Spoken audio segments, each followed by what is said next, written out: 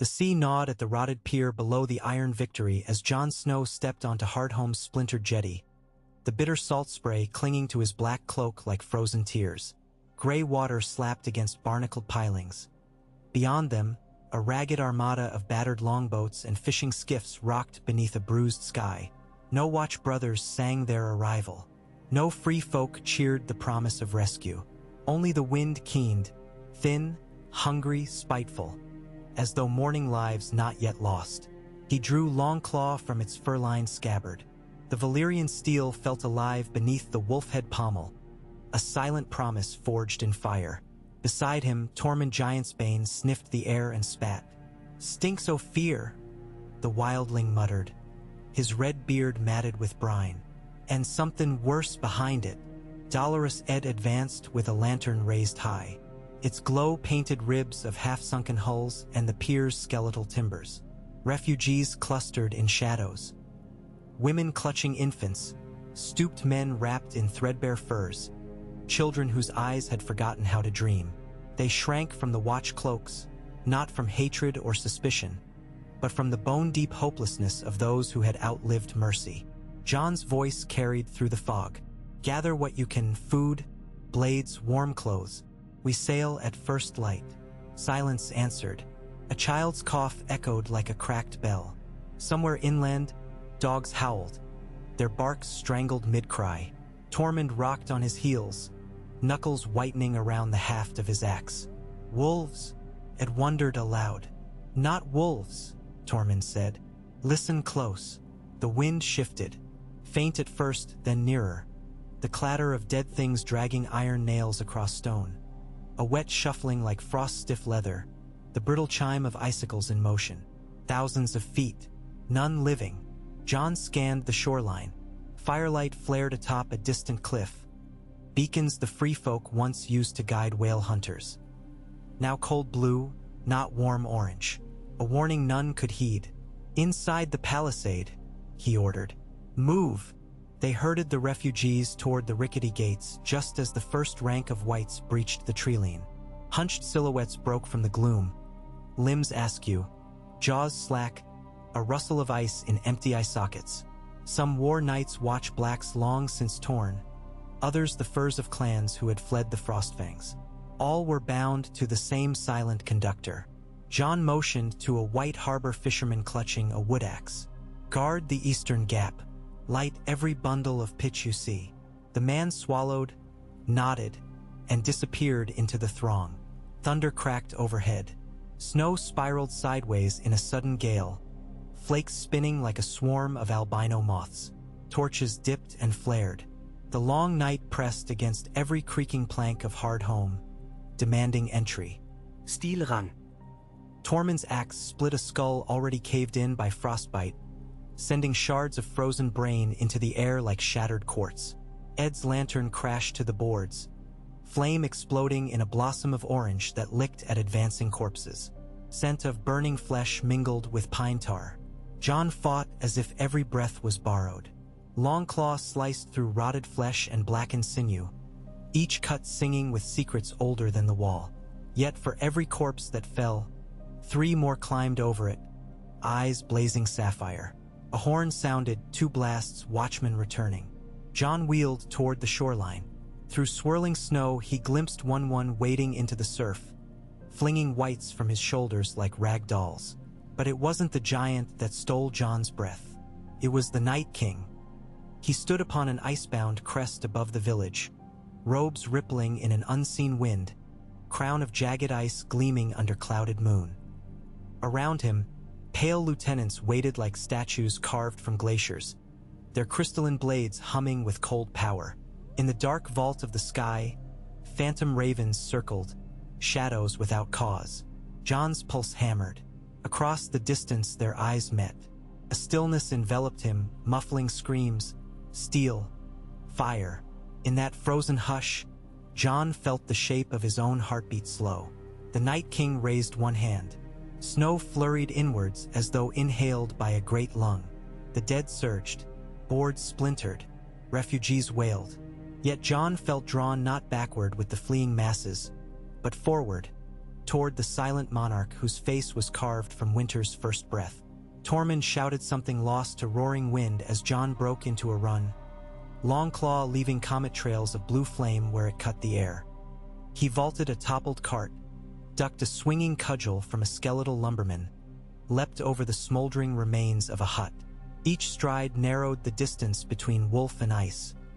The air grew colder, every exhale crystallizing mid-breath. Frost spread over the hilt of Longclaw, creeping across leather gloves to gnaw at his skin. Near the foot of the cliff he slowed, legs heavy, heart muffled behind walls of ice.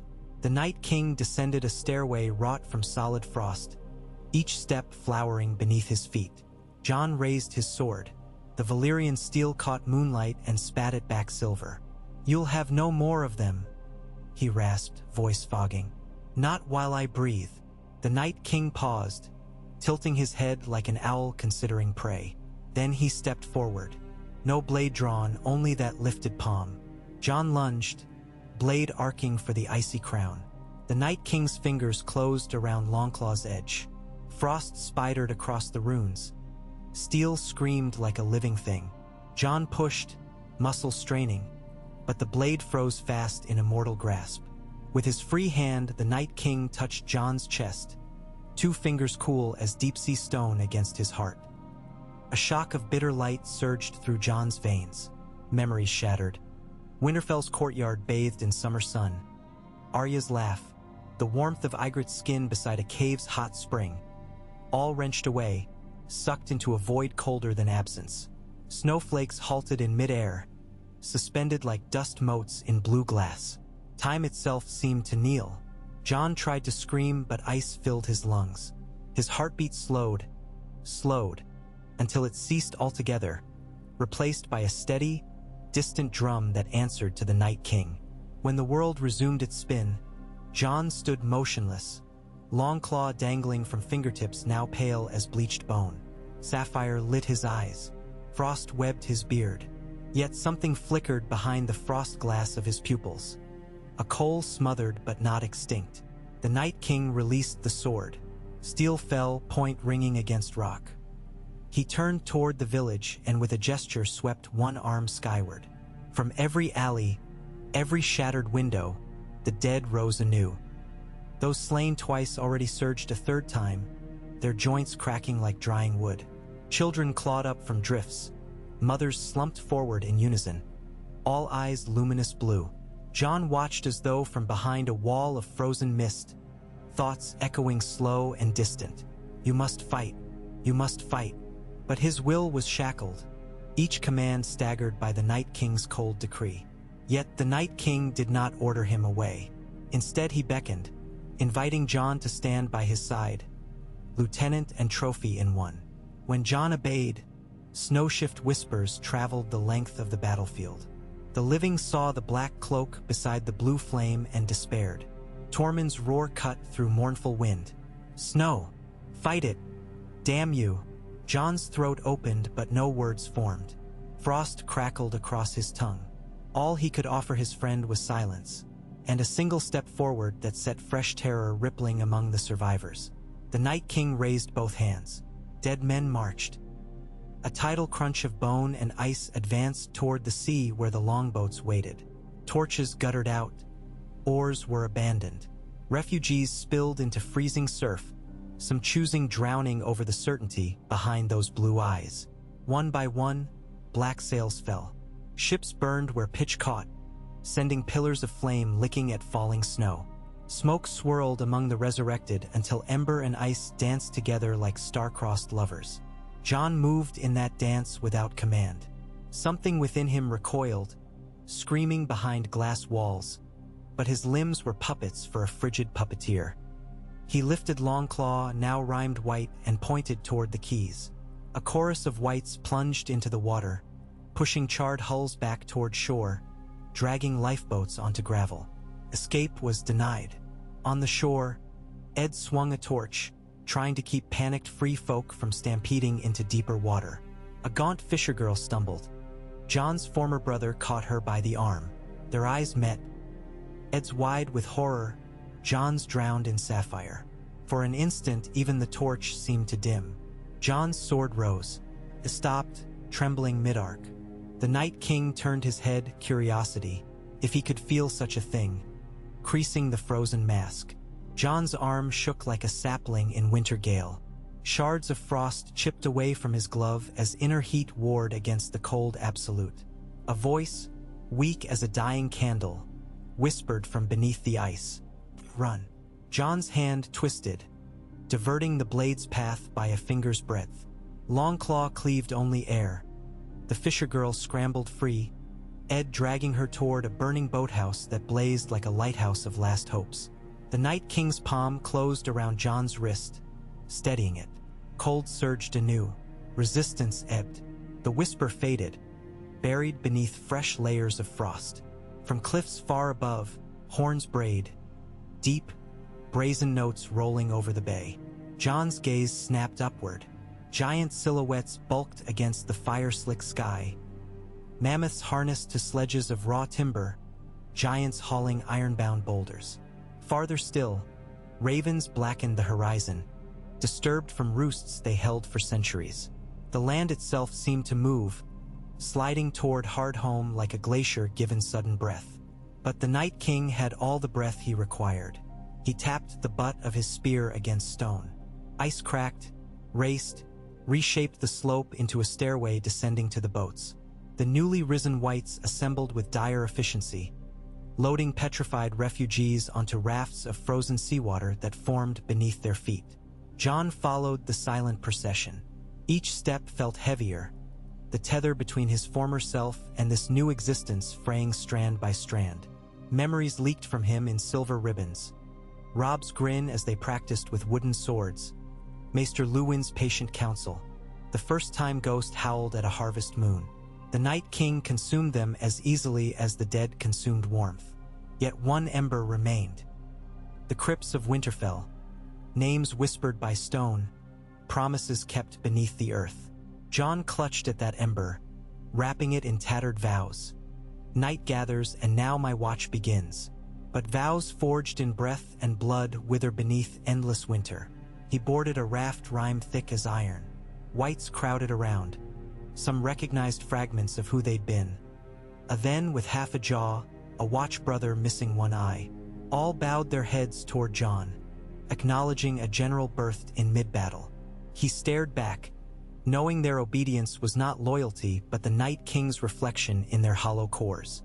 As the raft glided across an unnaturally calm sea, John looked back at Hardhome. Flames licked the village but made no dent in the advancing cold. Above the tallest watchtower, the Night King paused, gaze fixed southward, toward the wall, toward realms of men who still believed themselves safe. And Jon Snow, once Lord Commander, felt a shard of triumph, not his own bloom in his chest at that distant sight of towering ice. The wall would fall.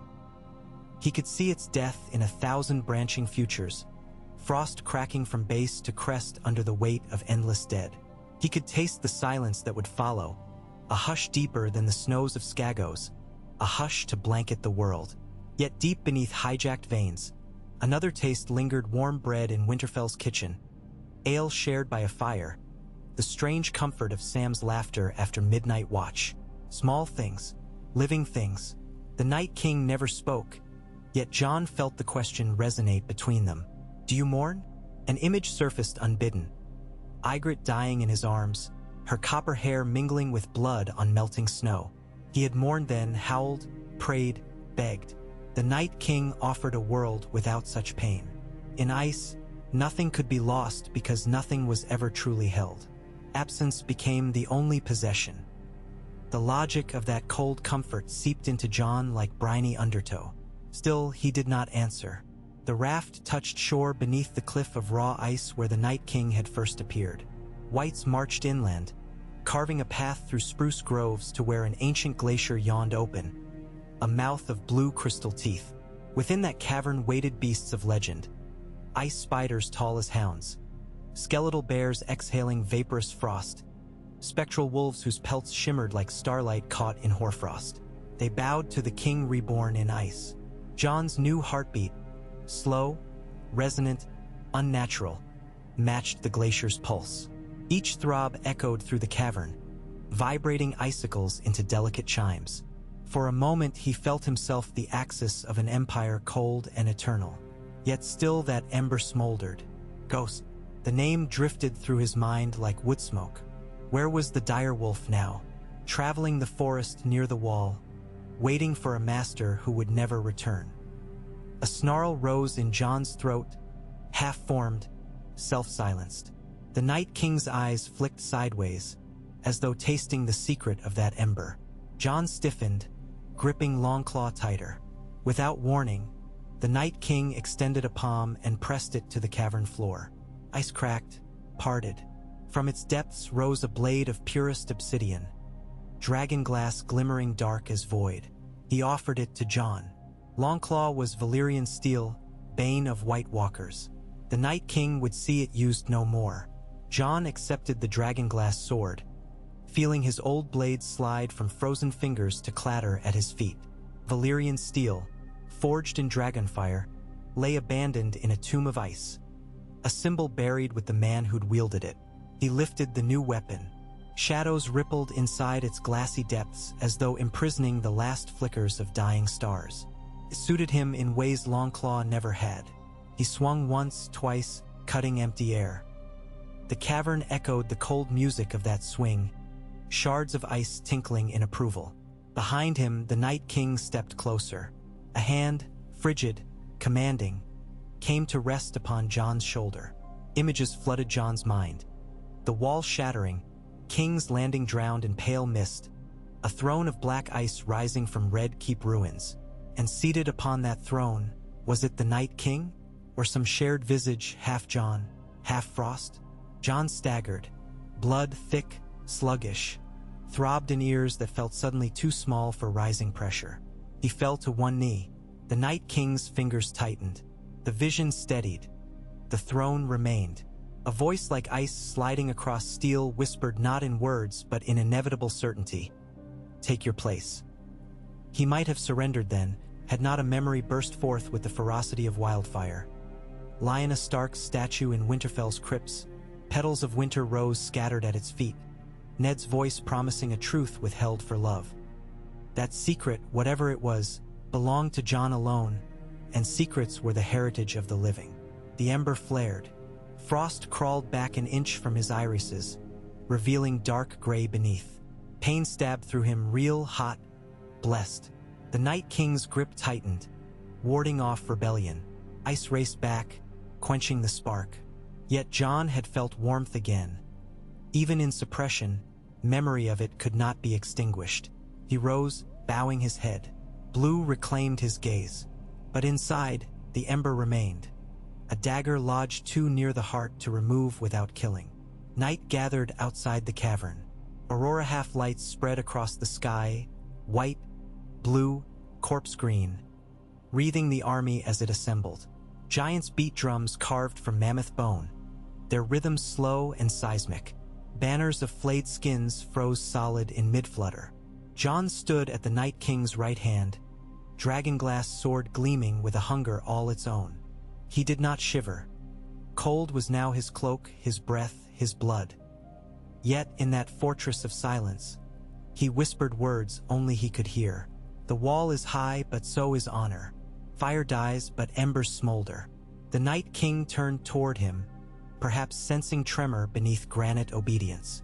Eyes of endless winter fixed upon eyes where winter raged, but did not reign unchallenged. For a heartbeat, master and thrall stared into reflections of destinies neither fully comprehended. Then, as if dismissing the matter, the Night King walked forward. Jon followed. The army moved, a glacier on the march, grinding bone and time beneath inexorable weight. Southward they set their course, to the very edge of the world of men. To the wall, to breach, to conquer, to quiet forever the beating hearts that dared defy the cold. From the cliffs behind, a lone howl split the night, ghost, white against white, sentinel sorrowing beneath the moon. The sound pierced even the Night King's hush. Jon's step faltered. The ember flared, and somewhere, far from icebound command, A wolf's love leapt across impossible distance to bite at the fetters of frost. The Night King glanced back once, as though amused by the echo of wild devotion. He raised a hand.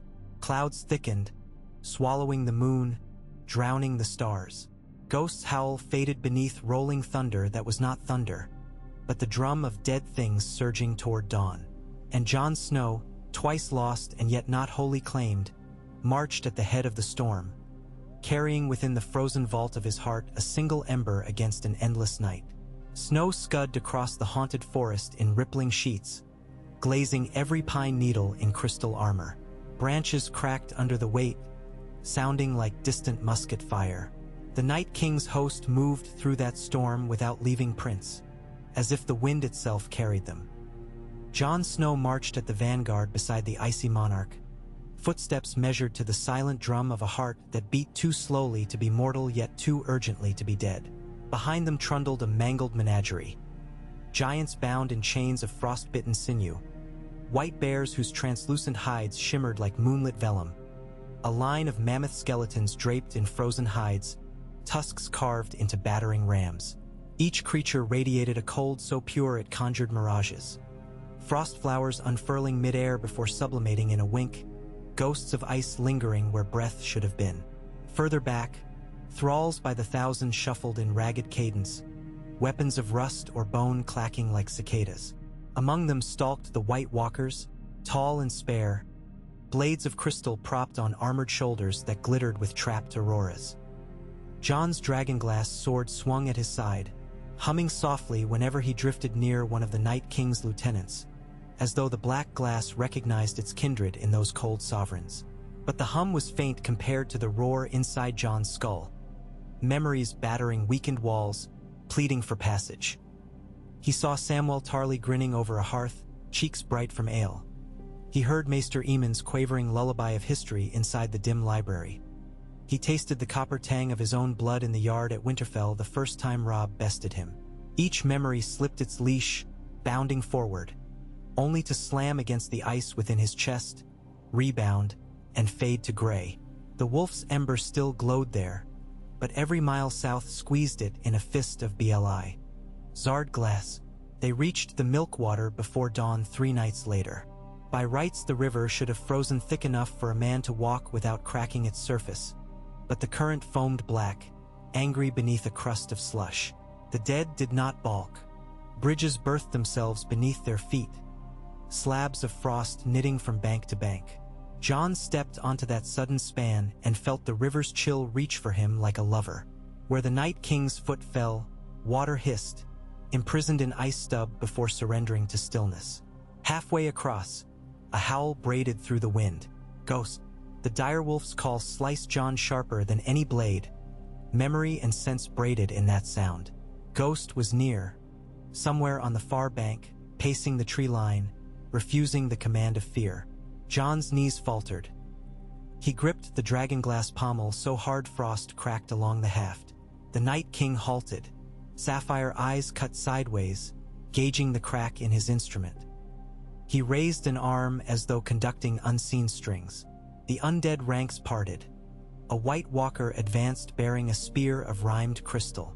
Dangling from the tip by its nape was a motionless white form. A direwolf pup? No. Ghosts pelt ghostlier than ever, glazed stiff with rime, eyes closed but not yet blue.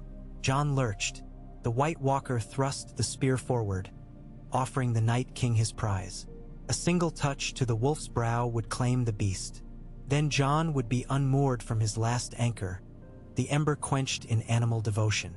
Jon's breath hitched, a cloud curling from lips that should have been too cold to exhale. He reached without thinking. The spear haft felt like burning nitrogen.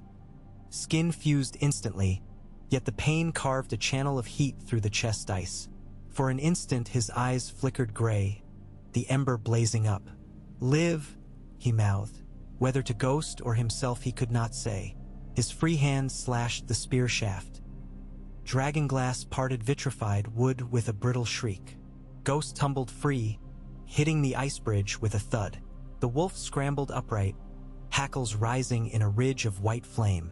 The Night King's gaze bored into Jon. No fury, no surprise, only a blank ledger noting debit against credit. He extended one pale finger toward Ghost. Ice spidered from the digit, racing like a plague across the bridge. John stepped between. The frost leapt up his boots but halted at his shins, uncertain. If the Night King willed it, he could freeze John solid in a blink. Yet he paused, studying his lieutenant as if weighing metallurgy of a suspect blade. John knelt slowly, scooping Ghost into his arms. The direwolf trembled, half frozen, whines rasping through cracked lips. John pressed the animal to his chest. A faint warmth pulsed outward, ember sharing itself. When he rose, eyes were blue once more, but in their depths glimmered starlight hinting at dawn. The Night King inclined his head, a chess master acknowledging unexpected defense of a doomed square. Without another gesture he turned, cloak snapping like a banner of night. The procession resumed. John carried Ghost, cradling the wolf against armor of ice, each heartbeat an act of treason. Dawn on the seventh day found Castle Black battered by a storm the gods themselves seemed to hurl. Snow whipped horizontal, cloaking the wall in shifting curtains. Dolorous Ed peered down from the cage winch tower, hands numb on the lever. He'd prayed to every half-remembered god that the wall would stand another winter. Now, staring into white oblivion, he reckoned even new gods might have packed up and gone south. Tormund Giantsbane stamped beside him, broad shoulders hunched like a bear's. Frost braided his beard to the links of Ed's mail. "You're certain you saw him?" Ed asked. "That I did," Tormund growled. Snow was marching with the gray ones, eyes blue as summer sky, alive yet dead, or dead yet alive. Either way, bad for the living. Ed's sigh misted. John Bloody Snow. Only man could get himself killed, resurrected, knighted by winter, then come batter on our bleeding gates as a corpse. "He ain't corpse," Tormund muttered, gaze distant. Something left inside. Saw it in the way he stepped. A wolf walks crooked when its soul still fights the chain. Ed shrugged miserably. "Suppose that's good news. Means we get to kill him twice more, for he rests." Below, the courtyard buzzed with grim industry. Barrels of lamp oil rolled to parapets, braziers stoked until metal roared red, munitions of obsidian arrowheads counted with shaking hands. The small folk refugees Tormund had herded from Hardhome, what pitiful remnants survived, huddled in the old mule stables, sharing bowls of oat gruel gone gray. Every so often a shriek cut the air. Another poor soul waking to nightmares carved by memory. Atop the wall, Ser Alistair Thorne surveyed the forest with a spyglass. He lowered it, jaw tight. Nothing yet, but Giantsbane swears they'll strike Eastwatch first, slide along the coast, then swing west. "I've sent ravens." Ed rubbed his temples. "Ravens? Let's hope they can fly through ice thicker than old Bowen Marsh's skull." Tormund spat into snow. "Ravens won't save you. Fire will. And courage. And maybe the Red Woman's tricks." "She left for the South Road moons ago," Ed said. "Haven't seen her since Stannis burned." Tormund snorted ink-dark phlegm. "Flame Woman always returns when stakes are ripe. Fire loves a finale." He wrapped a fur mantle tighter. "Keep your hearts hot, crows. Winter's king comes tonight." South of the shivering sea, Melisandre stood at the mouth of a lonely pass, face upturned to an iron sky. She breathed frost, but the ruby at her throat shone warm. In the coals of her mind blazed a vision. Black wolf bearing white flame, blue eyes weeping red tears, a sword of night turned against its own night. She had seen Lawloress champion fall at Hardhome, but she had also seen another path, one where the ember became bonfire, devouring winter from within. She gathered her scarlet cloak and turned north. Hoofbeats carried her toward the gift, toward the wall, toward a destiny she had once mistook in shadows quivering atop a son of Baratheon. Perhaps the true song of ice and fire was still being written, stanza by burning stanza. Night fell early over Eastwatch by the sea. Wind off the shivering sea punched salt into ramparts, plastering men's beards white with brine-rimed snow.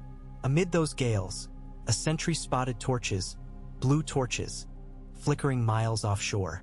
He blinked, rubbed frost from lashes. No longboats bobbed beneath them. The flames floated, suspended above water. A horn sounded once, riders approaching, twice hostile. On the third blast, the castle exploded into motion. Gates barred, archers lined crenels, siege ballistae swiveled seaward. Obsidian bolts, thick as a man's wrist, were levered onto tracks.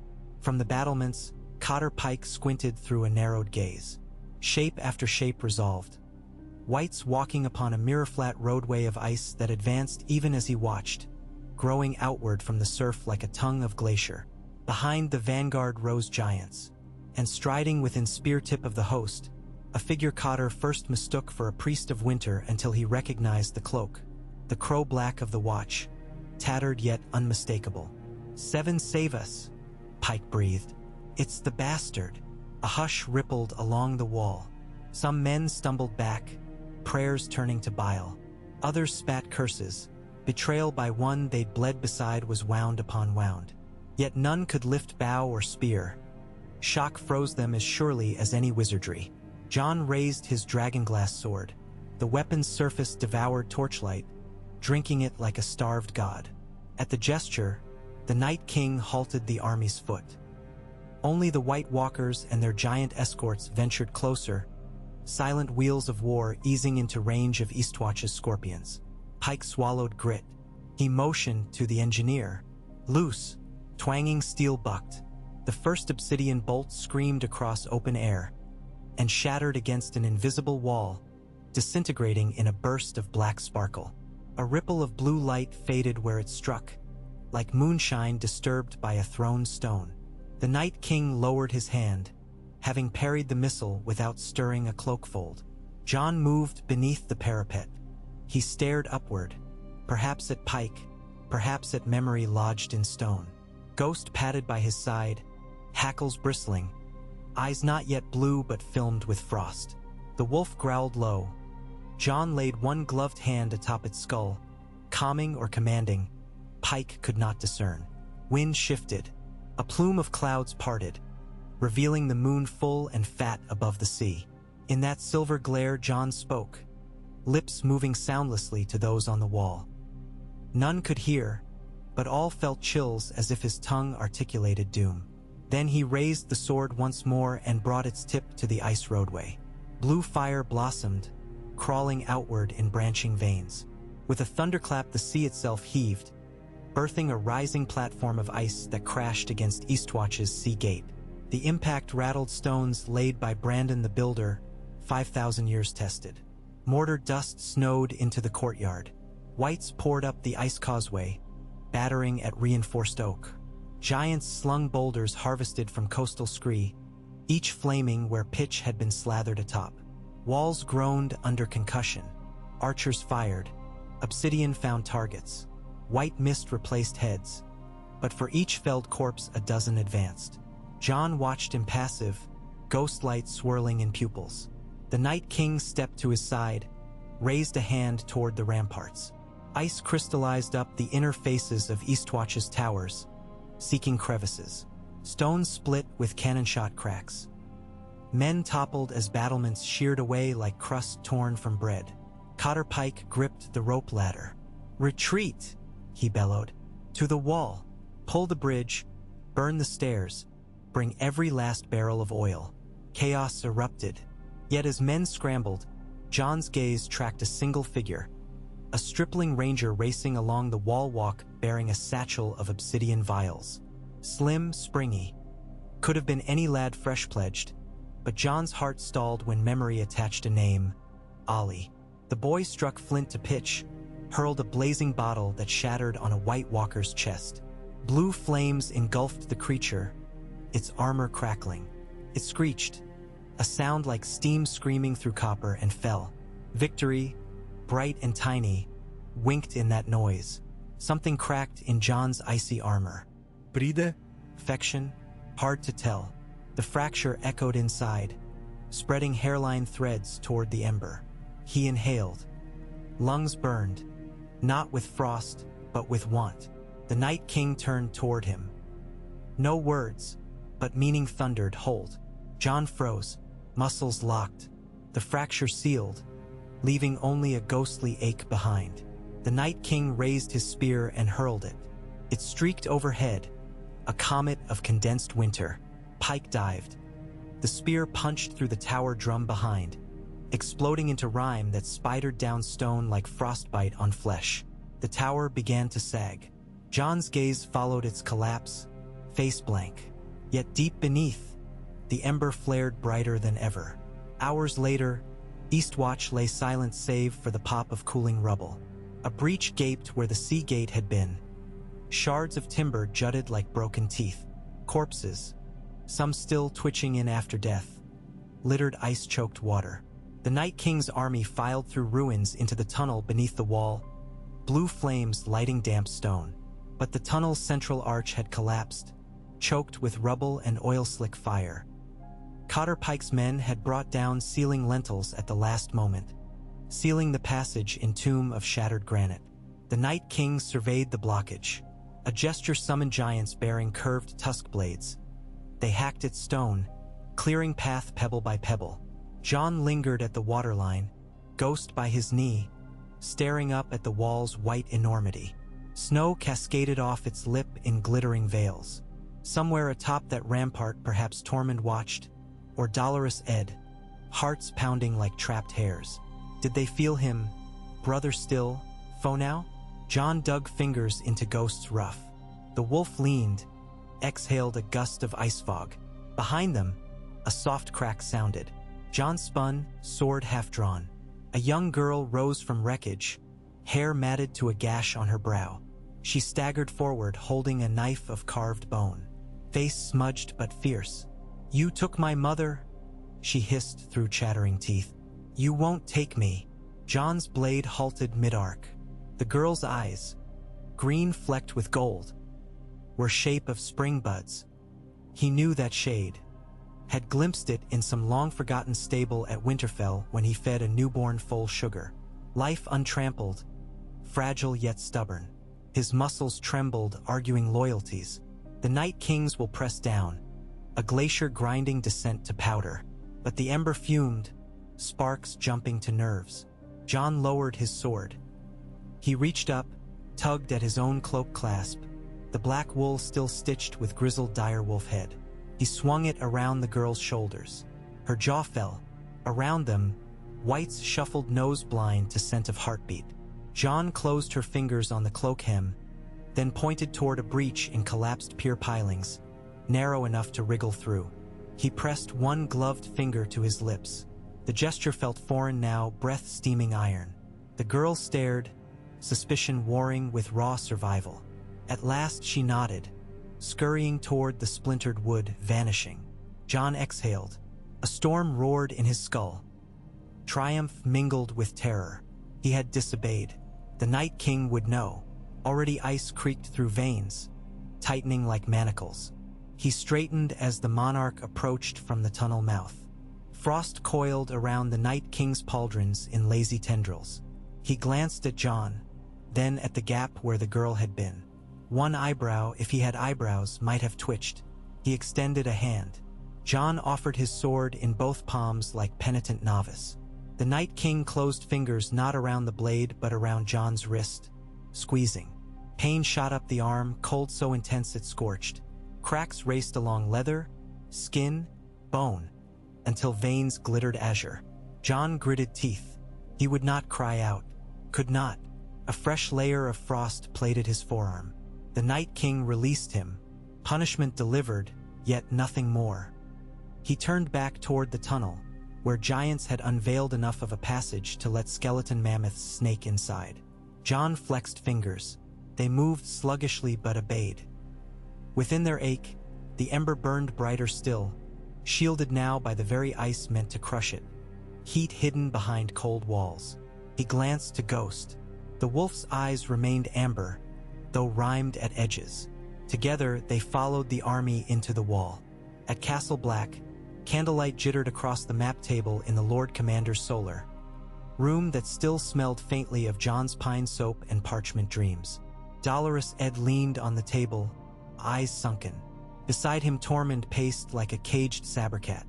Opposite stood Melisandre, red hair snared in a single braid, ruby pulsing with an arrhythmic heartbeat of its own. "I saw him," Ed rasped. "King John, if titles mattered to whites, marching beneath the wall. Eastwatch's tunnel breached, but blocked. Not for long." Melisandre's crimson gaze flickered. "The skulls in the flames showed this road. I once thought the prince that was promised rode a stag banner. I was wrong. The prince may wear ice now, but his fire has not forsaken him." Tormund halted. "Speak plain, witch. Is Snow savable, or must we put an arrow in him?" "Both," she answered. "Save him with arrow of fire. Only flame purified can free his soul. Pierce the heart while calling upon R'hllor. Steel alone enslaves. Fire restores." Ed laughed bitterly. "So we kill him but hope he wakes on this side of death, rather than the wrong one." Tormund cracked knuckles. "I have faith in the wolf. Always lands on his feet, that bastard." Yet worry gnawed his expression. A horn sounded one blast, rider approaching. They rushed to the yard. A black horse lathered fever foam, collapsing as its ranger slid off. Benjen Stark, face gray, eyes haunted. He coughed ice crystals. "Benjen," Ed gasped. "No time," Benjen wheezed. "Night King passes under the wall within hours. He digs at its roots with frost magic older than men. Fire alone can weave stones shut." Ed gestured helplessly. "We've oil, torches, dragon glass." "No dragons." Benjen's gaze shifted to Melisandre. "There may yet be one." He tugged a satchel from saddle. Inside, a dull red gem the size of a child's fist, veined like emberglass. Heart of a fire worm from the Shadowlands. Its heat rivals dragon flame when woken by the right words. Melisandre's lips parted. "Azor Ahai's relic," she whispered. She closed eyes, whispering syllables older than Valyria. The gem pulsed, heat welled, snow beneath it hissing. Flames flickered inside as if a serpent coiled. Benjen shoved it into Ed's hands, pushing blame with gift. "Place it at the tunnel's center. Seal stones behind. Fire will drink cold." Ed stared.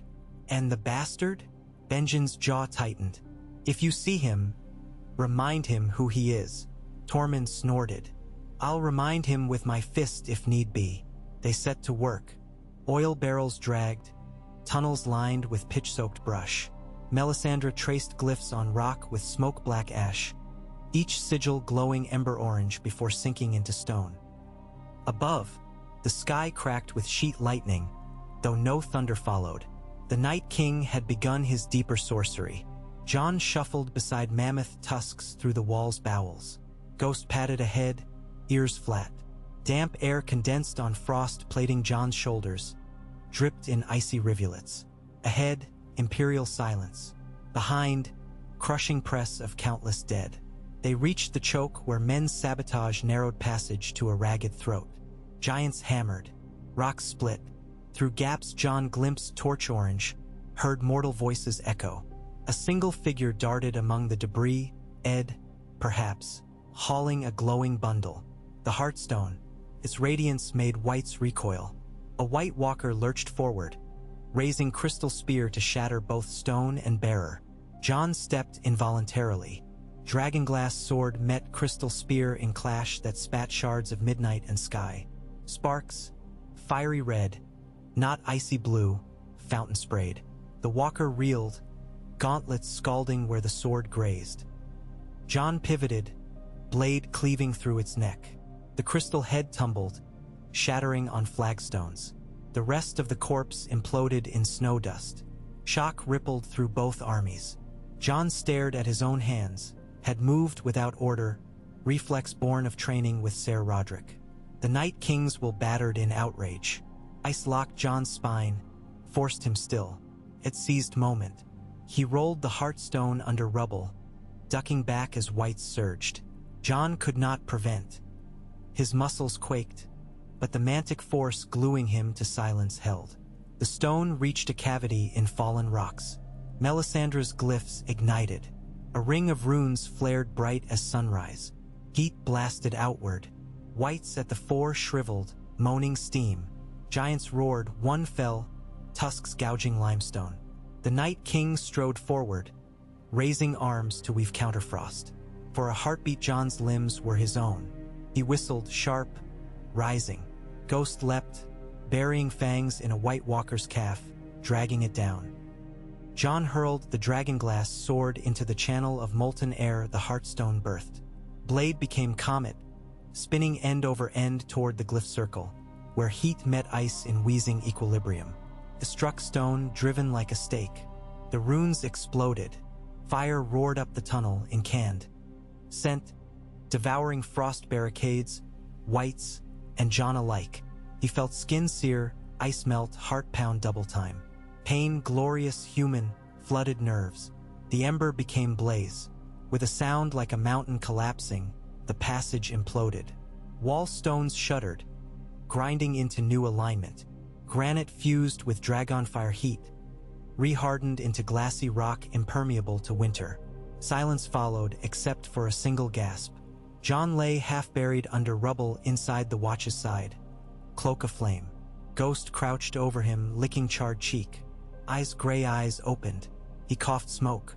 Blood, hot and red, spattered snow. Pain radiated like dawn.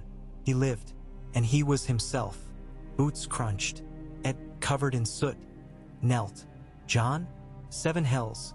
You look worse than when we stabbed you. Jon managed a cracked smile. Felt better then. Tormund loomed, yanking rubble away with bare paws. New frost couldn't keep you. Come, brother. They hauled Jon to feet. Behind the sealed breach, faint thudding told of giants still pounding, but stone held. For now, Jon swayed. The Night King shrugged. Locked out and livid, I wager. Might try Eastwatch's catacombs, but we've more surprises ready. Wall ain't fallen yet. Jon pressed hand to chest. Burn wounds throbbed, but each beat felt honest, unclad in frost. He glanced to Ghost. The wolf's amber eyes gleamed, free of rhyme. Jon stroked his flank. Thank you. Tormund clapped Jon's unburned shoulder. Fight's far from done, Crow, but we got our damned fool back. Let's warm you with ale before winter steals you again. They turned toward Castle Black's inner gate. Above, the false dawn bled rose gold through cloud rifts, teasing horizon. Jon paused, looking once more at sealed tunnel. On the other side, the Night King's wrath brewed like a storm-denied harbor. He felt it, distant thunder in his bones. The war between ice and ember had only begun. But for the first time since Hardhome, Jon believed the fire might prevail. He limped forward, wolf at heel, brothers flanking. A man returned from death twice over, carrying in scorched hands the fragile promise of morning. Ghost's paws pattered across fresh, trampled snow, leaving prints that steamed faintly where scattered cinders still glowed. Jon leaned on the direwolf's flank, the ache of raw burns radiating through the linen bandages Melisandre had wrapped around his chest and arms.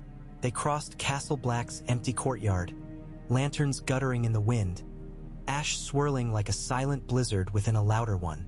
In the open doorway of the armory, Gilly crouched over 2 shivering babes, pressing them toward the forge's banked coals.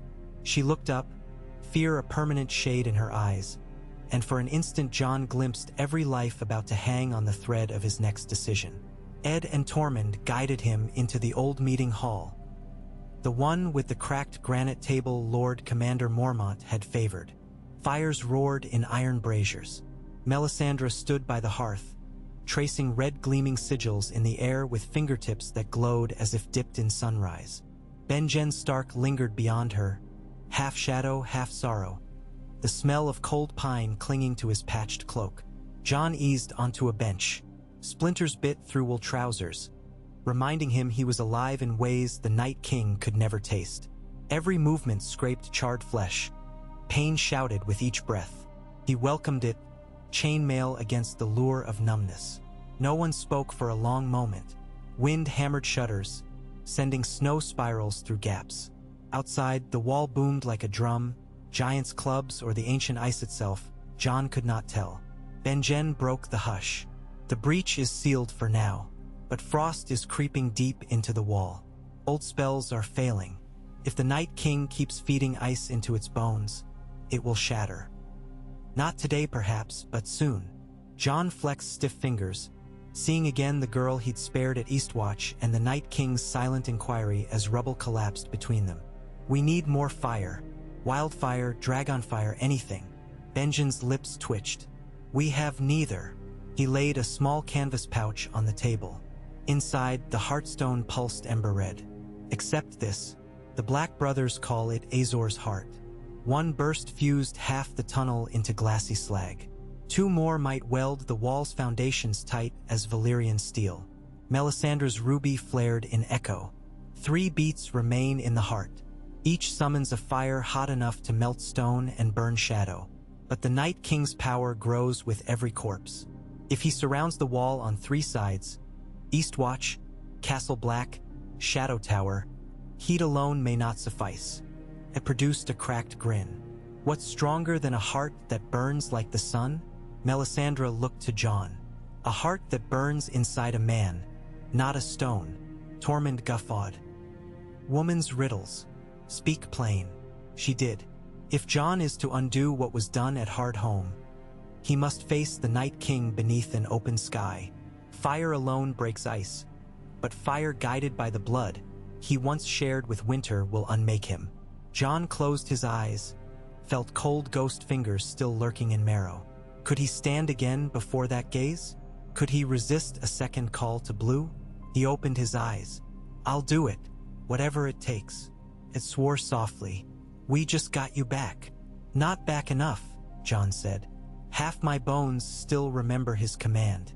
Until that tether is severed, the wall is nothing but a door he hasn't chosen to open. Benjen nodded. Then we lure him to the Bridge of Skulls. Narrow ground.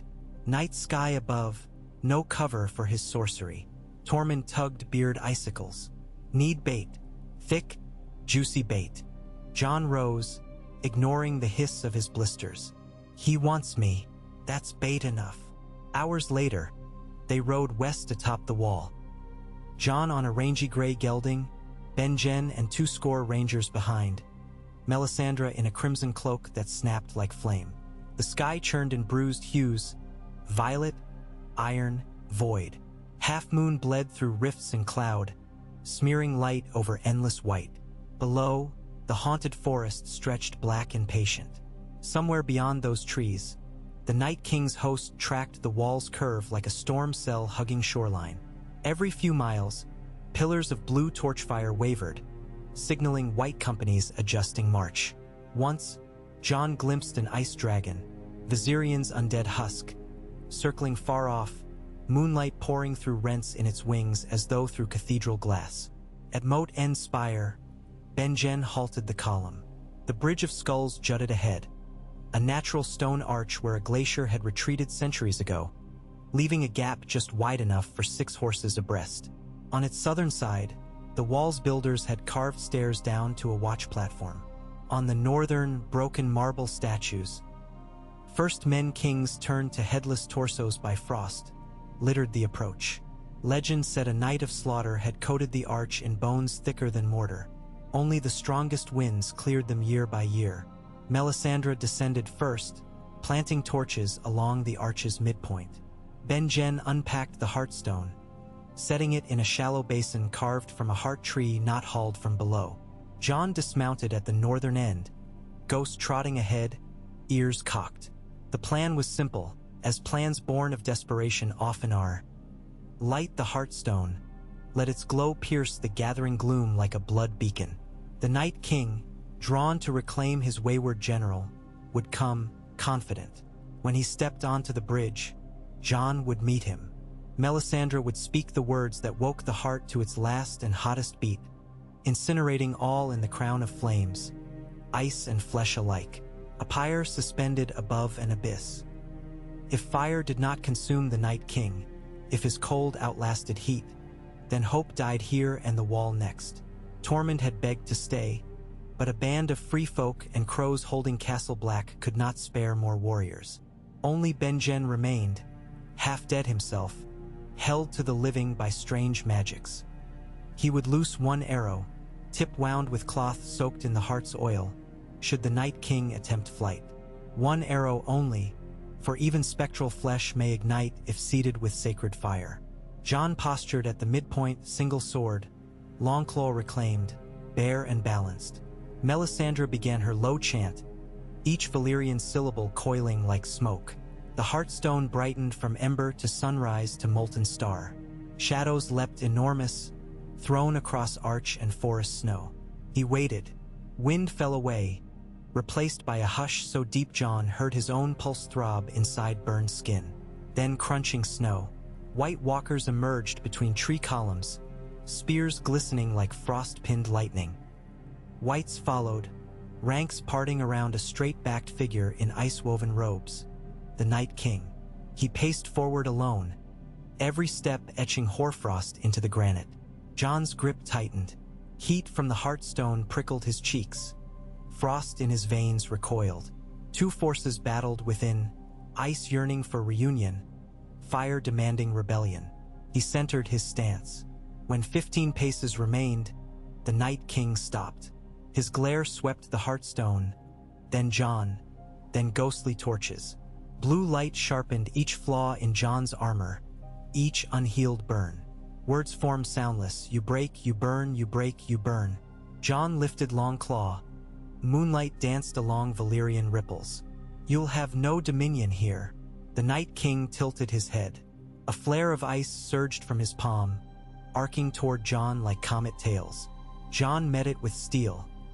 Frost exploded into diamond shards, tinkling off the bridge into the gorge. Beneath, ancient river currents murmured. Melisandre's chant soared. The heartstone roared white gold, pillars of flame whipping skyward. Cinders swarmed around Jon like fireflies. Ghosts snarled, for backlit crimson, eyes twin lanterns. The Night King advanced, unhurried until he reached the inner halo of heat. Frost steamed from his brow ridges. Cracks snaked down ice plate. Yet he persisted, forging cold against kiln. Jon stepped to meet him. Their weapons clashed. Longclaw striking an ice-forged sword grown from thin air. Sparks and snow dazzled as each blow canceled the other's element. Jon's muscles knotted. Each parry rattled burns raw. Each lunge dragged scars. Yet something blazed higher than agony. An old vow, spoken in a yard of Winterfell, whispered later on a pyre in the gift, renewed when Black brothers stabbed him. He was the sword in the darkness. Tonight darkness wore ice. The Night King thrust. Jon slipped aside, pivoting inside guard. Blade kissed ice armor, carving shallow trough. Frost smoke bellowed. The Night King answered with palm to Jon's chest, cold pierce. Jon staggered, knees creaking. For an instant blue seeped into his pupils. But flame gusted from the heartstone, licking up Melisandre's arms. She screamed ancient words. The heart beat. White gold inferno detonated. The bridge became furnace. Granite glowed orange. Statues melted like tallow, faces sliding into molten tears. Fire swallowed Night King and Jon both, twisted into flaming helix by winter gust. Benjen loosed arrow. It streaked into vortex, cloth shuddering into pyrotechnic blossom. The roar drowned every thought. Flame cleared. The Night King stood blackened, ice armor riddled with cracks glowing cerulean. Jon knelt, cloak ablaze, burns fresh-lanced. Longclaw lay molten, Valyrian steel weeping silver tears. Night King raised shattered sword, arm trembling for first time. He swung. Ghost lunged, intercepting. Wolf jaws clamped around wrist of winter. The sword clattered musically. A crack branched up the Night King's arm like breaking glass. Ghost's first sizzled, frostbitten, but he held until the arm snapped off at elbow. Blue light flared savage. Night King backhanded Ghost with remaining limb. The dire wolf yelped, flung off bridge edge into spinning void. Jon's cry tore from scorched lungs, primal as dragon shriek, and something answered. Sky split, thunder shredded cloud. A silhouette swooped, leathery wings vast, scales obsidian shot with ruby. Drogon? Regal? No. A she-dragon hatched in secret smell of ash and shadow. Dany's fourth child none in Westeros knew.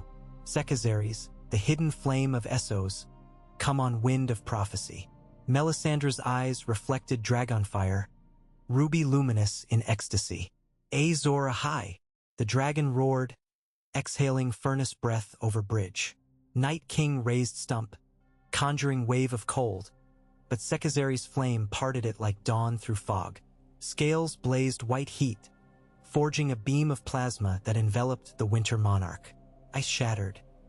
The Night King's torso fissured, blue core flickering.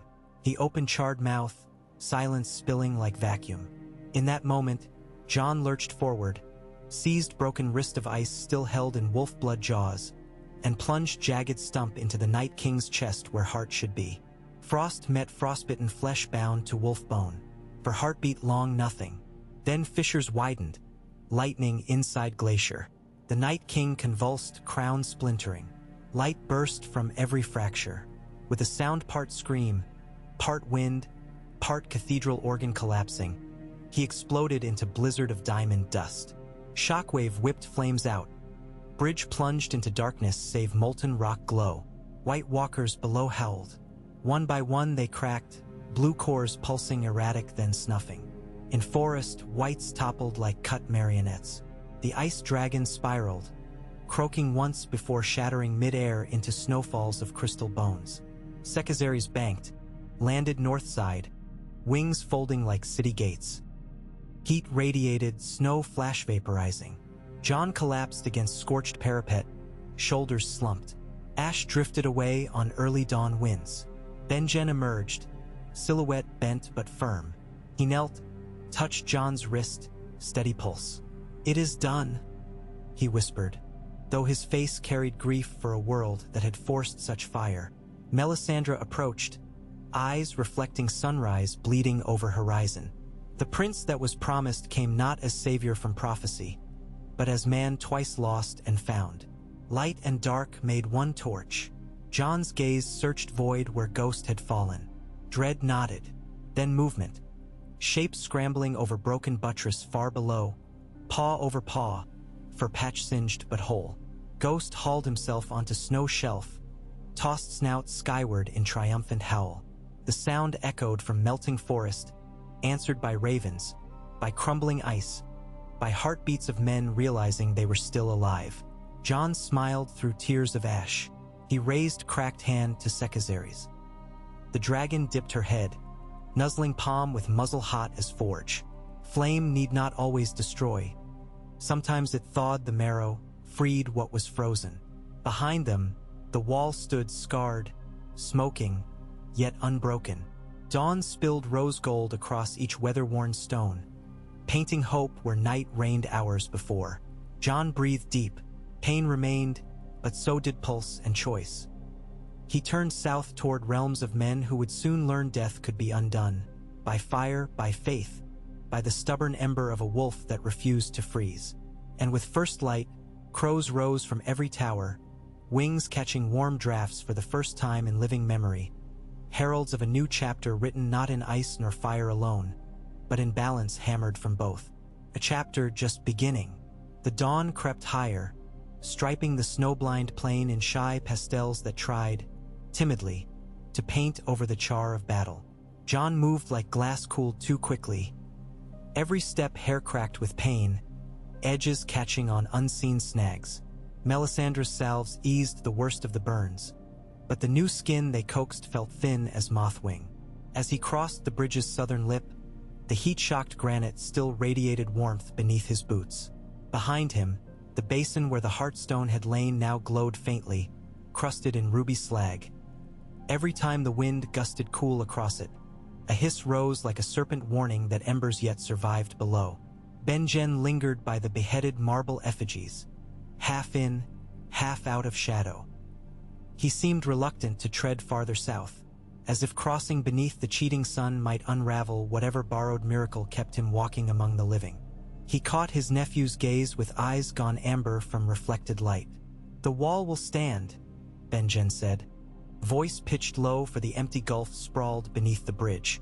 "But men will ask how." Jon knew the answer mattered little compared to the fact itself. Still, truth owned its own gravity. "Tell them everything," he answered. "Tell them a hidden dragon and a burning heart. Tell them ghosts fought giants of ice. Let them choose what to believe." Ben-Jen bowed his head to that, like a ranger accepting final orders. Sekizares shifted on talons the color of smoke, her wings mantling as she scented promise on the breeze. When the wind carried south, it brought news. Fires on the King's Road, clatter of mobilizing hosts, a stench of forgework where once had been silence. When it blew north again, it tasted of nothing, vacuum left by a vanished army. The paradox made the dragon restless. She swung her head toward John, pupils narrowing slits of molten copper, as though demanding new purpose now that the Night King's corpse glittered across the forest like shattered starlight. Tormund stomped onto the bridge from the southern stair, one hand wrapped about a tankard that steamed with spiced ale. "Wineskin spent," he snarled. "Figured you two were fixing to brood each other into graves." He shoved the tankard at John. "Heal quicker if you drink." John took the vessel. The handle burned pleasantly against blister-soft palms. He swallowed, the brew crawling through him like a caravan of tiny hearths. "Where's Ed?" "Lord Commander of Rubble Count's casks," the wildling said. "Crosby half a keep left and quarter a larder. Morale mended by drafts and curses." He jerked thumb at Sekizares. "That lizard'll drink more'n all of us soon. She's eyeing those casks like pigs."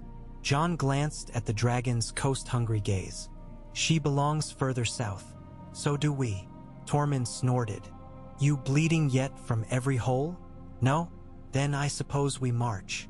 By the third day, word of the Night King's death galloped faster than ravens could flap. At Mole's Town, miners stumbled from their tunnels blinking at sunlight they half feared was trickery. Then knelt when John rode past, Sekizares wheeling overhead like a badge of new-forged heraldry.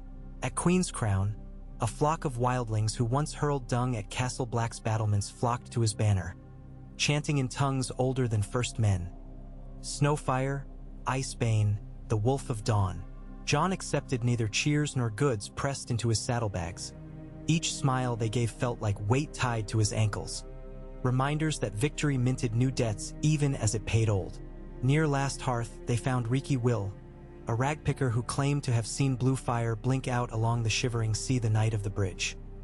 He swore 100 corpses fell slack in his arms mid-loot, eyes frosting white then leaking clear water like thawing rivers. For payment he asked to stroke the dragon's tail once. Sekizares allowed it, though with a rasp of warning from her fanged throat that sent the ragpicker scampering. When John asked why she'd permitted the touch, Melisandre only smiled thinly. A beast of fire must remember the warmth of lesser sparks lest she devour the world to feel alive. The closer they rode to Winterfell, the more the realm quickened. Columns of small folk trudged roads scoured months earlier by ice raiders, bearing sacks of oats or onions bound for castle stores. A village elder presented John a jerkin embroidered with a wolf locked in combat with a snowflake. She had stitched it. By candlelight after hearing the tale. John accepted, though he would never wear it. It felt like wearing prophecy for clothes. Behind his smile he wondered if there were any garment left that fit the man he had become. When they crested the ridge overlooking Winterfell's broken towers, Ghost bounded ahead, white blur dissolving into dusk. The dire wolf was barely healed. Patches of singed fur still peeled away in flakes, yet he moved as though longing had poured new sinew into his frame. John watched him race beneath the portcullis, and with that sight his own ribs loosened. Some doors would always open for ghosts. Inside the courtyard, Arya trained with the Braavosi short sword she called Needle, sparring against Brienne beneath the weirwood's pale gaze. She paused mid-thrust when Ghost barreled into the practice yard, tumbling her into snow with exuberant greeting. By the time John dismounted, she had Ghost's muzzle between her hands, whispering secrets into silver ears. Brienne saluted John, helm tucked beneath arm. "You've traded one impossible legend for another, my lord," she said, eyes flicking to Sekizares, who crouched beyond ramparts sniffing Dreadfort smoke still curling from last night's hearths. "I'd rather trade legends for grain," John answered. "But the world writes what tales it likes." Sansa met him beneath the broken tower that once housed Brandon's fall. She looked older than moonlight now, edges honed by siege and rumor. Yet her eyes softened when Jon bowed in greeting. "They say you died again," she murmured. "Please stop making me hear that." "I will," he promised, though the words tasted uncertain. How could he pledge not to die when death seemed as restless around him as wind? She drew him into an embrace, careful of bandages. Over her shoulder he saw Arya jogging up, Ghost at heel, Tormund trailing with tankard raised in salute. For a heartbeat Jon allowed himself to believe the world might stitch whole. Sisters safe, brothers alive, the night defeated. But Melisandre's ruby pulsed beside the weirwood. She watched the reunion as a scribe watches poets, searching for the turn where joy will crack and truth seep through. Jon met her gaze, and in its ember depth saw unspoken future.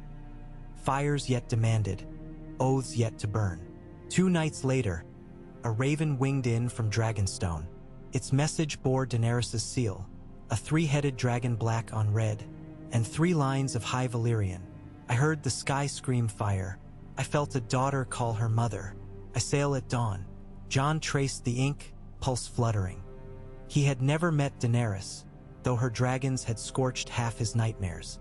Now she crossed thin seas to a north still singed from winter. He wondered which vision of him the tidings carried. The Oathbreaker who bent no knee, or the Corpse King who betrayed flesh, or the Wolf of Dawn who slew winter's god. He doubted even he knew. A council gathered in Winterfell's hall. Sansa, Arya, Brienne, Davos freshly ridden from White Harbor, Melisandre, flame casting her silhouette across the table, Tormund representing free folk, Benjen haunting doorways, Jon at the head, posture stiff beneath healing burns. Davos ran rough fingers through gray beard. "Queen sails with ironborn escort. My sources speak of 2 dragons, Regal and the great black Drogon. And perhaps a 3rd. His eyes ticked to Sekazari's roosting outside. "She'll see the dragon and demand whoever controls it," Arya said, voice like flint.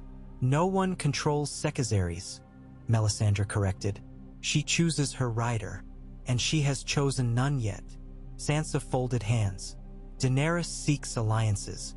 She lost much of her Unsullied and Dothraki at Meereen when plague spread. She needs northern grain, northern steel, perhaps northern myths to bind lords who fear foreign queens." Jon exhaled. "We give grain if we can spare. We give steel if it saves our people from southern wars come north. And we offer myths only if we choose to live them." He looked around the table. "I will meet Daenerys at White Harbor. I'll bring Sekazari's." Tormund barked a laugh. Dragon sniffing dragon. Could be love, or the worst kind of spitting. Benjen's voice drifted. "Remember, the Night King is gone, but his echoes remain. Pockets of whites still wander. White walkers may have shattered, yet their sorcery lingers in bones of the land. If Daenerys hungers for conquest, she may try forging those echoes into fear." Jon nodded.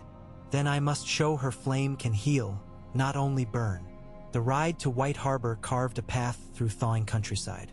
Rivers freed from ice leapt quicksilver over banks. Fields of dead rye sprouted first brave shoots beneath soot.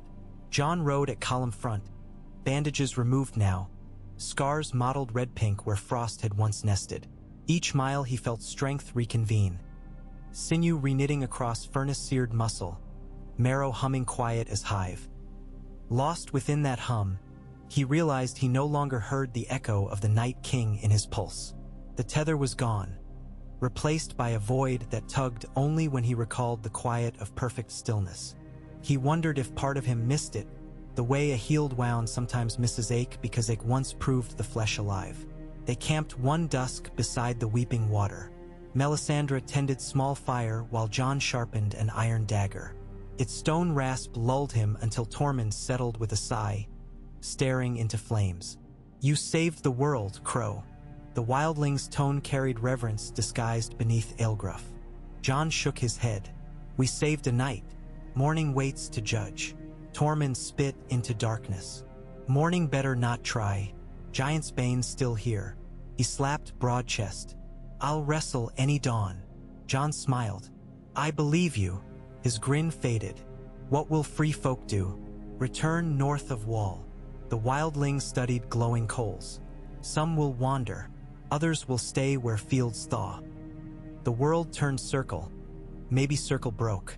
We follow cracks to new roads. He thumped Jon's shoulder. So do you, I think. Jon glanced at Sekazares, curled like a mountain beyond tree line. Maybe. Later, when camp quieted, Melisandre spoke from the dark. Your scars mirror the Heartstone's fissures. 3 pulses remain in its shell, 3 wounds on you. When Queen of Dragons comes, she will see reflections. Loss, fire, hope. She will ask price for victory. Jon threw twigs onto embers. What price? Trust, he considered. I can give that. The red woman's eyes shimmered. Trust is hardest coin to earn again once spent. Spend wisely. White Harbor bustled like hive in bloom. Ships from the narrow sea jostled for berths. Braavosi cog full of grain, an Ibbenese whaler, battered hulks bearing sigils Jon did not know. Black oil smoke curled from foundries where chainmail rings hissed in quench barrels. On the outer breakwater, crowds thronged wooden palisades, staring seaward.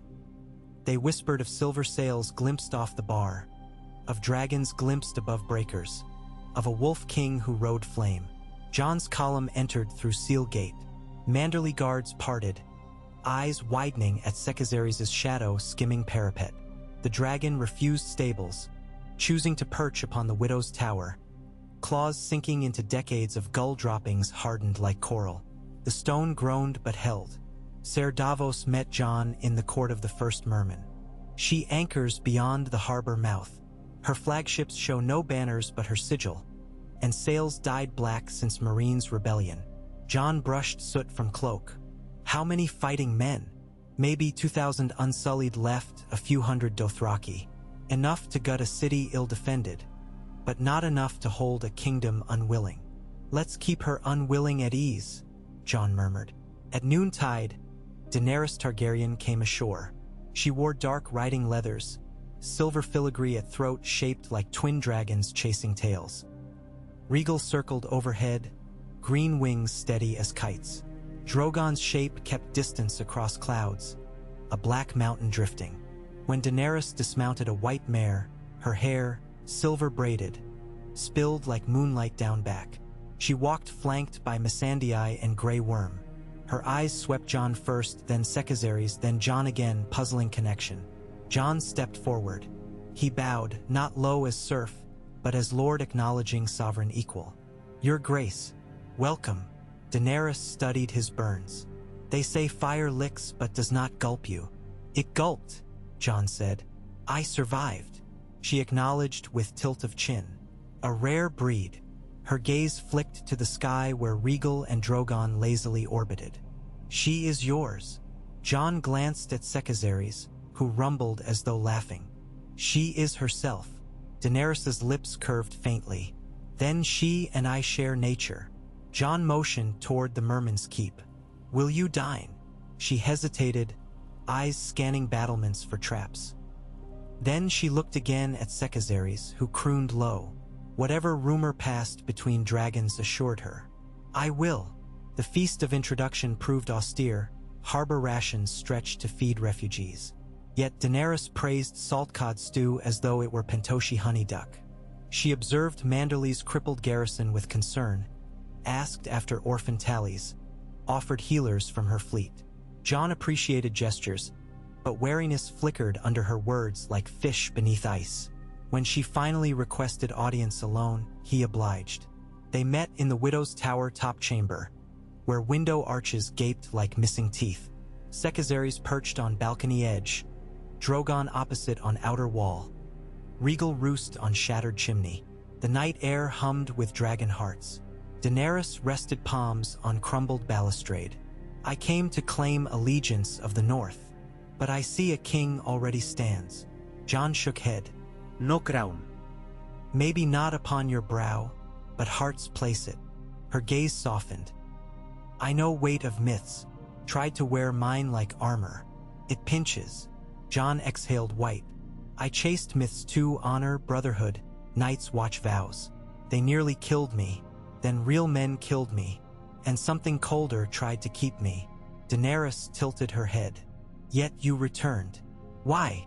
Because life called my name with a wolf's howl, he said simply. She considered. I once walked into a pyre for 3 stone eggs. Fire did not kill me, cradled me, from ash-hatched children. She gestured skyward. What calls me forward is roar of their wings. Her eyes sought his.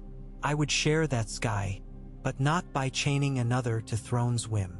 Jon weighed her words. The North bled for kings who never cared. They will not bend easily. I ask them to stand beside, not beneath. Silence bloomed. Beyond walls, harbor bells told shift change. Jon remembered Melisandre's counsel. Trust as currency. He extended hand, burn scars modeled. Let's begin there. Daenerys studied the hand, then clasped.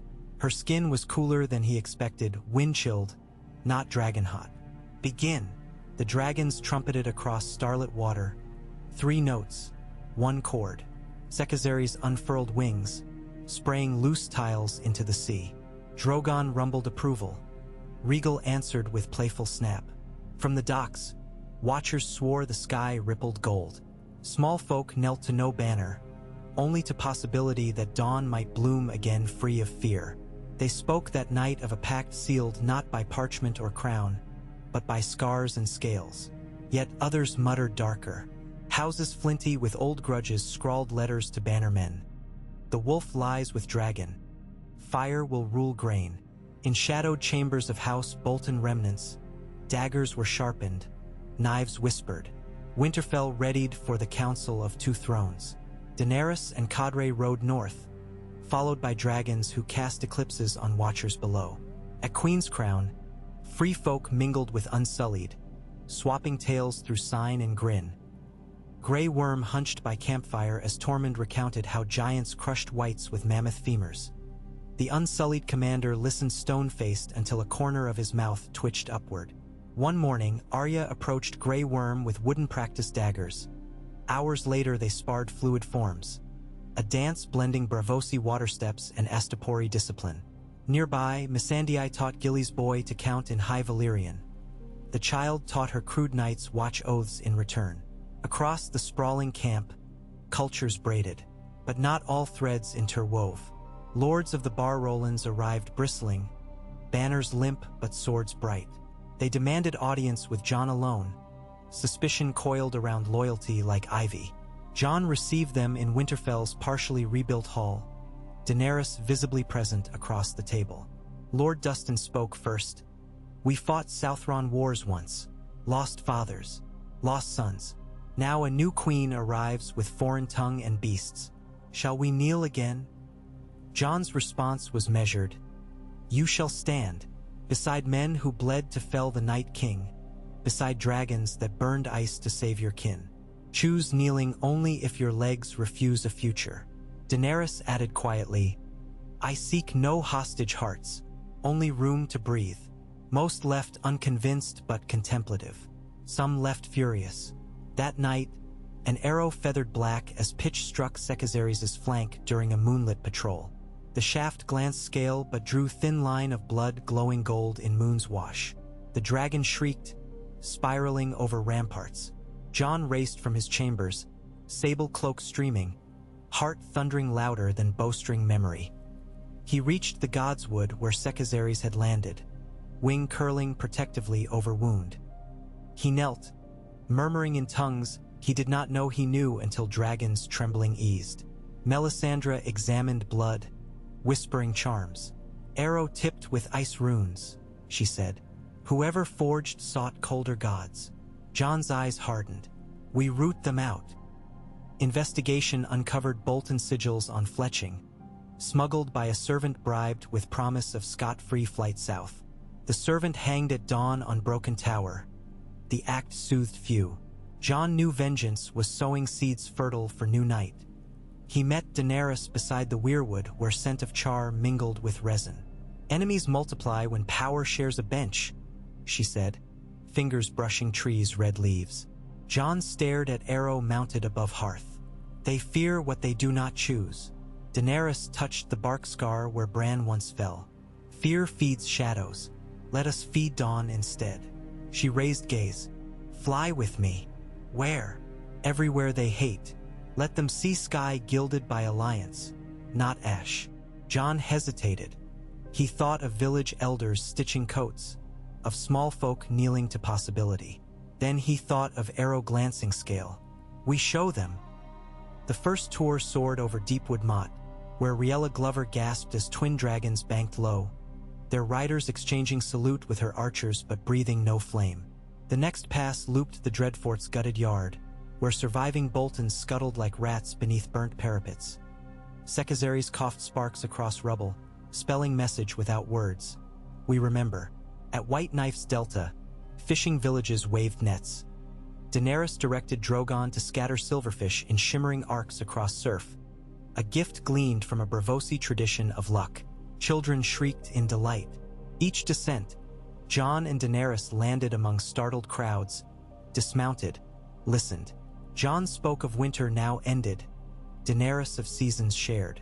They broke bread, healed wounds of arrow and suspicion.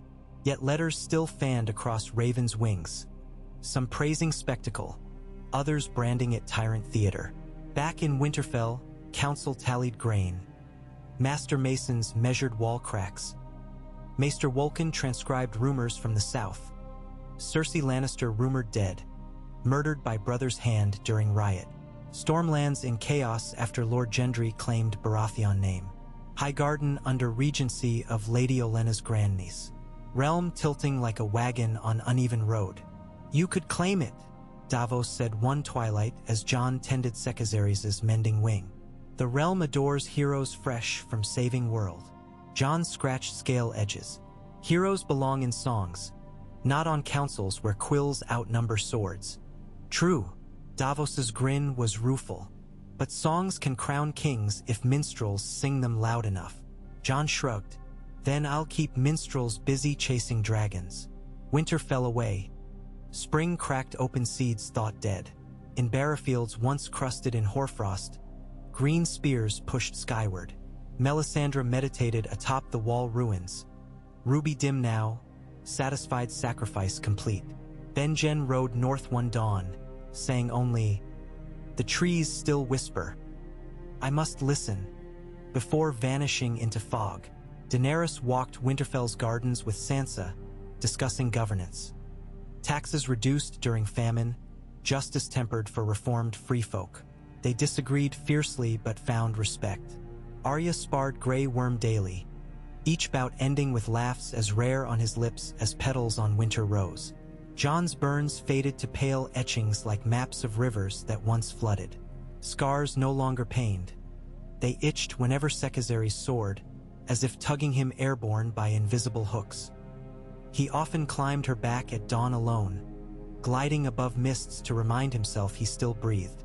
One sunrise he found Daenerys perched on the Godswood rampart, hair unbraided, whispering Valyrian lullaby to Rhaegals circling overhead. She looked smaller, vulnerable. Jon approached, offering flask of honey mead. She accepted. I dreamed of fire when I burned stone eggs. But last night I dreamed of snow melting into blossoms. Jon smiled. Spring will do that. She studied him. You carry winter in scars and summer in eyes. The realm needs both. He shook head. The realm needs farmers sowing, children laughing, traders trading. Guided by the living. And what are we? He considered. Living reminders. His hand brushed hers. She did not pull away. Perhaps reminders need each other. Jon looked at Sekizares coiled in courtyard, at Drogon sunning on rookery roof at Rhaegal soaring. Perhaps. A month later, word arrived that King's Landing faction led by Councillor Qyburn had raised pyromancers to recreate the Night King's terror, using wildfire casks rigged with necromantic sigils discovered in vaults beneath the Red Keep. Claims verged on rumor, but fear quickened. The realm, still tender, might rip. Daenerys convened war council. Jon, Davos, Brienne, Sansa, Grey Worm. We cannot let southern tyrants replace northern night, she said. Jon listened, remembering blue fires along the shivering sea. Then we go south together. Show them fire that answers to life, not death. Sansa's voice cut calm. And leave north leaderless? Grain stores half full, walls cracked. We cannot abandon. Brienne nodded. A queen marching dragons may ignite flame of rebellion rather than quell. Jon's mind drifted to ghost hush of perfect stillness, to tether broken. Then send emissary, not army. Show we choose counsel over conquest. Daenerys considered. Who?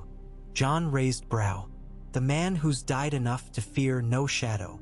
Davos coughed. If you volunteer for every suicide ride, lad, you'll run out of resurrections. Jon smiled faintly. Perhaps I borrowed too many. Daenerys placed hand on his. We go together. He met her gaze.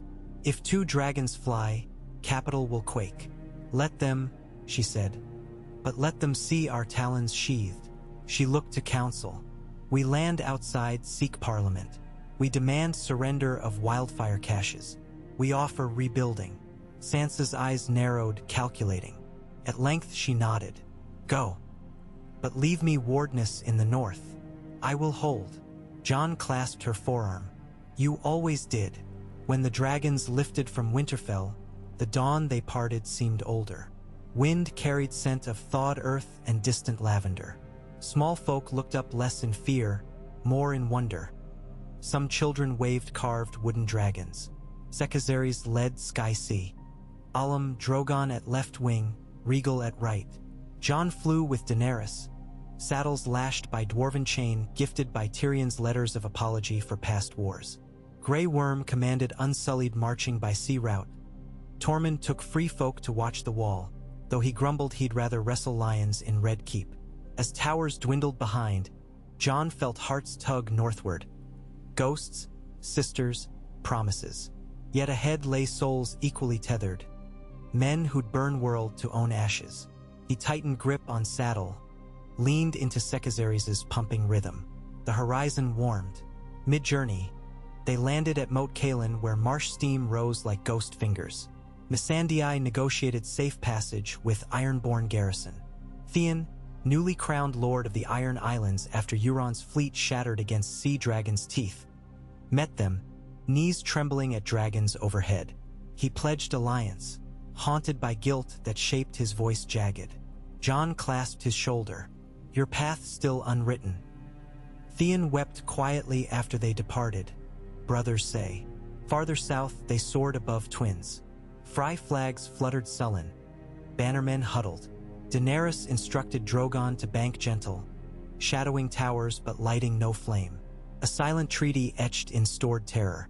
On the King's Road they overtook refugees marching north. Mothers hauling infants, old men on crutches, fleeing rumors of Qyburn's chemical wraiths. Jon dismounted, walked among them, offering casks of Manderley water. He listened stories of green wildfire phantoms glimpsed stalking Flea Bottom, of children disappearing into black wagons. Some tales reeked of hysteria, others chilled him. He promised they'd wilt such flames with truer fire. Approaching Blackwater Rush, smoke-smeared sky. Sekizaries screeched, wings tilting downward. From vantage, Jon saw charred hulks half-submerged along river. Barges rigged with crude sigils, casks burst, banks stained lurid emerald. Bodies floated, faces melted. Daenerys' breath hitched. He's begun testing. Jon's pulse hammered. We end it tonight. They camped on hill above Kingswood. The city glimmered charmed amber beyond river. Red Keep spires redder in sunset. But along narrow streets, unnatural green wisps flickered. Daenerys gathered captains. At dawn we present terms. If refused, we destroy caches, topple Qyburn's regime, but spare small folk. Grey Worm accepted with stoicism. Jon stood quiet, hearing inside his skull the old fracture, winter hush stirring. It whispered, fire for fire will birth more ash. He stepped forward. No dawn. Tonight I fly alone. Daenerys' eyes flared. Alone? Sekizares can melt caches without lighting wildfire. Her breath is white-hot. It consumes. Grey Worm objected.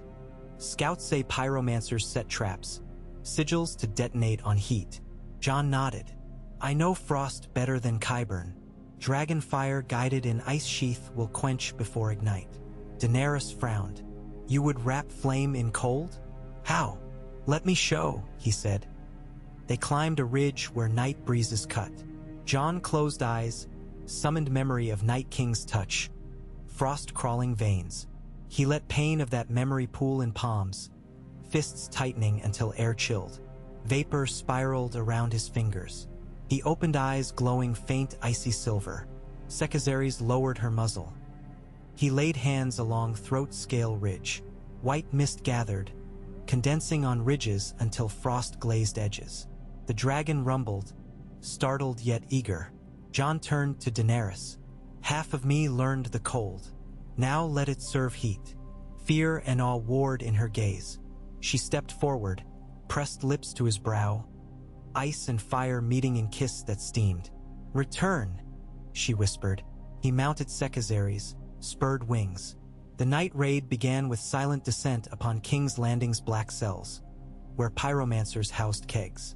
Sekizares exhaled a cone of sapphire-rimmed flame, blue core ringed by frosted whirl. Wildfire jars flashed, then winked out as glass melted into vitrified puddles. Heat so intense chemical did not spark but transmuted. They moved rooftop to rooftop, each exhale carving channels of crystalline slag. Qyburn's men scrambled, spells misfiring. Some combusted from within as sigils reversed polarity. Above Flea Bottom, a barge loaded with barrels drifted toward piers. Jon guided Sekizares to hover. He dropped onto deck, carving runes in frost along wood, then signaled dragon to flame. Fire met rune, blossomed into vacuum that swallowed flames. Barrels sagged inert. He leapt back, barge drifting dark. At the Red Keep, Qyburn awaited on crenellations, pale robe whipped by wind. He raised rod tipped with wildfire gem, chanting. Jon landed facing him. Longclaw returned to hip courtesy of Winterfell smiths. Qyburn sneered. King of Ghosts plays with science he can't fathom. Jon drew sword. I fathom death. Yours will be simpler. Qyburn gestured. Rod pulsed green. Spectre shapes crawled from masonry. Wraiths of flame bound to sigils. Jon advanced, sword cleaving spectral torsos. They hissed, shrank. Sekizares, perched behind, unleashed frost-edged roar, dousing wraiths in inverse flame so cold they froze mid-scream, then shattered. Qyburn stumbled. Jon's pommel struck temple. Alchemist fell, rod rolling off parapet, exploding harmlessly mid-air in burst of green petals that fizzled. Inside throne room, a skeleton crew of gold cloaks bent knee rather than fight dragon looming through shattered roof. Jon ordered them to free prisoners, open granaries, and prepare to receive new governance at dawn. He mounted Sekizares once more, circled city. Green flickers ceased. Only normal fire lanterns dotted streets. He flew north toward hill where Daenerys waited. She watched as dragon descended. When Jon dismounted, she touched frost swirling from his armor. Ice wedded to flame, she murmured. He gripped her hands, both chilled and warmed. Balance. She nodded. Tomorrow we speak to lords. Tonight, he said, tell people war is over. Daenerys strode to hill's edge, Drogon and Regal behind. She raised blazing torch. Dragons echoed roar. King's Landing's residents crept from doorways, gaping at trio of winged titans outlined by constellations. Over Silent River, Daenerys's voice carried, Your city is free from terror born of shadow. Tomorrow we rebuild in light. Across throng, a ripple of relief passed like sunrise. Some cheered, many wept, a few cursed. Jon understood all reactions. Behind, Melisandre's vision burned memory into dawn. Man who bridged fire and ice. Queen who tempered flame with mercy. Dragons who bore both. The night truly gone, but candles lit still, because night would always return. Between each dusk and dawn, living reminders must stand. John stood between Drogon's obsidian wing and Sekizares' smoke gleam, horizon-staining gold. Within his chest, ember and frost rested in fragile accord. He did not know if peace would hold, if scars would fade, if wolves and dragons could coexist past first bloom of spring. But as first light kissed capital walls, he believed enough to guard seedling hope, and that, for men who'd walked death and winter, was miracle worthy of song. One they would sing with breath as long as breaths remained, shaping future not in prophecy's chains but by choices born of living hearts, half-scarred, wholly human, stubborn against the dark.